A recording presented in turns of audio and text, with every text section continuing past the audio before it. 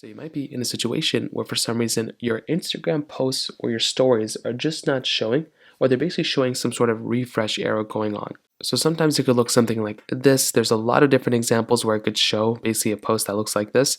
I think most of the time it's usually something like this, where it's just like a Instagram refresh error, which is very annoying. Now, the main way to go and fix this problem is number one, make sure you don't have some sort of internet connection problem. A lot of the times if you're going through and if you're having this type of issue, it's usually because your Instagram, isn't connected to the internet. So what you want to do is first of all, just make sure your particular iPhone, Android, whatever you have is fully connected to the internet. And that is the number one thing I'd recommend doing. As long as you can verify that's been kind of handled, then that's the first thing I'd recommend doing.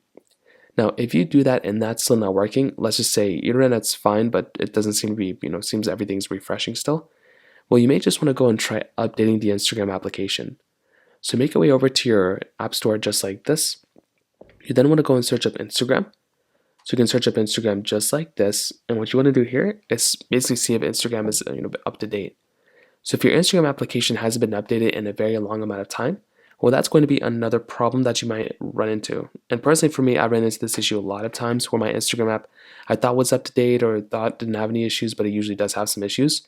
So try doing that, and you want to see if that ends up fixing the problem too. And like I said, for a lot of people, that might end up fixing it for you. Now, if you do that and that's still not working, you may want to double check that Instagram isn't actually down. And you can do this by going to a website like downdetector.com or isitdownrightnow.com or one of those types of websites. You just want to go and see if this website will show you what's up and what's down.